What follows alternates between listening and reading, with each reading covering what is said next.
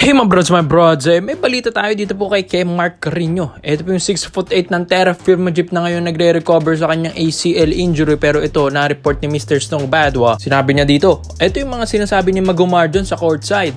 Mark with a short stab, ups the Beerman lead 2-3. Kaya nga mga kabrods, yun pa lang. Talagang halatang halata na yung hint dito ni Mr. Snow ng SMB ay gustong kunin. Ito pong si Mark Carreño. Matagal na ito mga brods. Tandaan nyo rin ba nung January, pinost din ito ni Mr. Snow, Louis Anggalang, tsaka yung Mark Carreño gusto nga rin kunin ng SMB Kaya ito, matutuloy na ito mga kabrods pagbalik na ito ni Mark from Terra Firma.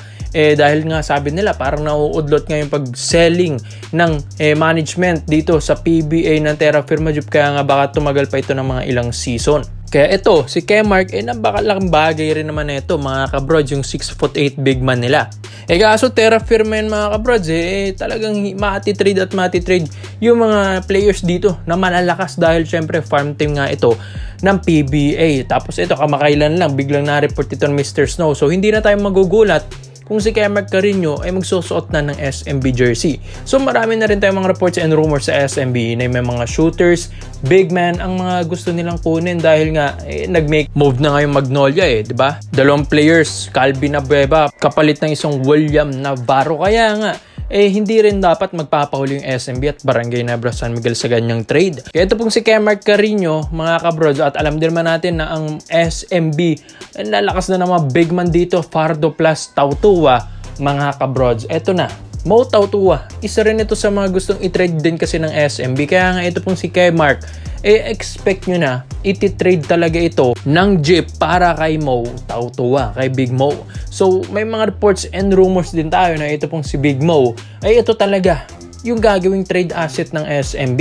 Dahil ito nga si Mark Carreño mga brods, bata-batang player rin ito, 6'8" at may fundamentals nga daw kaysa kay Mo Tautua. Ito kasi yung stretch big na kayang pumukol ng tres, kayang pumukol ng perimeter, kayang gumawa ng spasyo sa ilalim, kayang tumibag din ng mga imports, at ito pa, napakalakas nito sa depensa mga kabrods. Kaya ito yung gustong-gusto talaga ng SMB. Although yung skills nito ay parang Mo Tautua lang din na kayang pumukol ng tres, stretch big na, pero iba pa rin yung mga katulad nitong bata pa lang, tapos marami pang room for improvement at ilang years pa itong papakinabangan ng Beerman mga kabrods. At ito, gusto nga rin nilang pagbuhatin nito ng SMB. Ito pong si Mark Carreño para nga mas lumatad-lapad ang kanyang katawan para nga sa paparting at pagbalik niya dito, tapos SMB na siya, mas malakas na ito mga brods. At ito pa, hindi pa mahihirapan dito si Junmar Fajardo dahil kung kay Mo Tautua kasi minsan inconsistent na nga daw yung player na yon.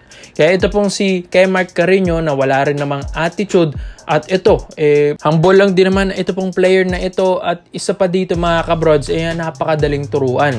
Yes, mataas din ang basketball IQ, coachable din ito pong si Mark. May experience na rin sa ibang bansa, kaya nga napakalaking tulong na ito. Mas Gilas Pilipinas nga, ito rin talaga yung mga isa sa mga bata ni Coach Tob Baldwin mga kabrods. So malakas ito pong si Mark, kaya hindi na talaga pinag-iisipan pa ito ng SMB. Kaya yung mga rumors and reports natin kay Mr. Snow ay talagang legit yan mga brods. At ito, malapit na yan. Talagang kay Mark Carreño, expect nyo na sosot ito ng SMB jersey in time mga kabrods. Kung di man ngayong season, next season.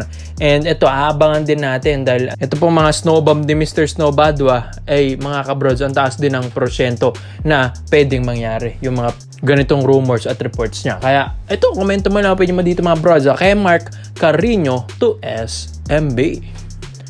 Dito naman po tayo sa kabilang balita naman natin mga brods. Ito pong 6'4" shooting guard, or pwede mo rin gawing forward na ito pong si Nick Demiusis. Ito yung 6'4" ng Rain or Shine Elasta Painters mga brods na hindi na nga na-renew ang kanyang kontrata. So medyo malungkot ito para kay Nick Demiusis dahil nga ito pong si Coach Yeng Yao daw binabangko ang player na ito, pero magaling din naman.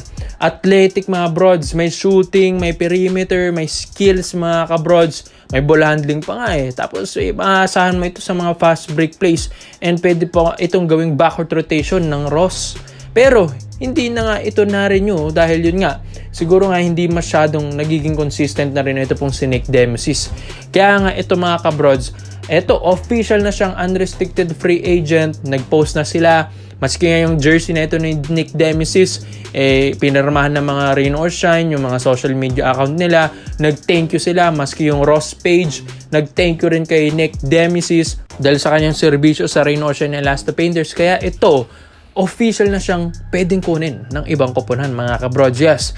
Kaya ito, may mga reports and rumors tayo nung nalaman din ito ng Barangay Nebra San Miguel. Parang pinag-iisipan nila, why not kunin ito pong si Nick Demesis, mga kabrods. Sabi nga nila parang mas malakas pa nga daw ito kay Ben Adamos. Yes, alam naman nating big man si Ben, pero pagdating nga sa lahatan, pang skills, mga kabrods, malaking bagay ito pong si Nick Demesis. Dahil 6'4 ito, pwedeng forward, pwedeng shooting guard, pwede nga rin gawing guardia ito dahil ang ganda rin ng ball handling na ito, athletic pa, mga kabrods. Kaya nagulat nga ako bakit ito hindi ni-renew ng Rain or Shine Elasta Painters. Gusto rin naman kasi ni Coach Yengyao, di ba? Yung may mukha daw si Rain or Shine, yung mga pogi daw dapat yung mga kinukuha nila. May tsura rin naman si Nick Demesis, pero hindi pa rin nila binigyan ng kontrata. Siguro nga hindi na sa mukha, siguro dahil nga sa kanyang skills na, mga broads, doon nagiging inconsistent. Bakit ba naman kasi hindi magiging inconsistent si Nick Demesis kung ibabang ko nga lang daw kasi ni Coach Yengyao ito, mga kabrods? Kaya ito pong Barangay Nebra San Miguel, handa silang kunin ito pong si Nick dahil wala na nga silang gagawin kasi trade, wala na. Dahil isa-sign mo na lang ito ng kontrata, pwede na.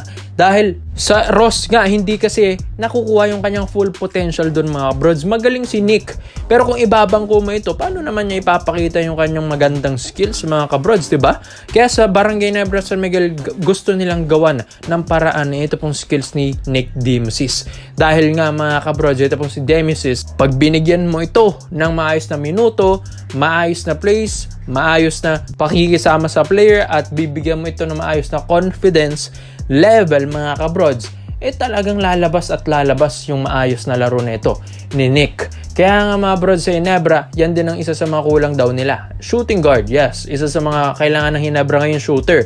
Tsaka big man.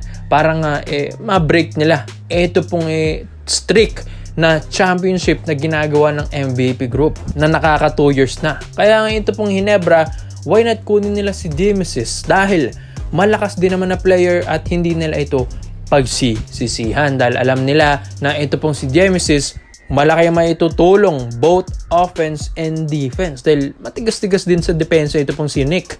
Kaya nga ito, official na kasi siyang unrestricted free agent. Expect nyo na kinakausap na or nakikipag-negotiate ng Ginebra dito sa ahente or agent ni Nick Demesis. At ito, expect nyo na, mga kabrods, na siguro ilan days lang magkakaroon na ito ng koponan.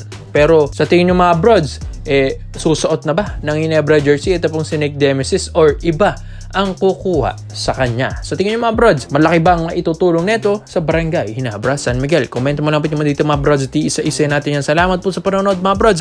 This is Phil Basketball. Yun lang, I'm out.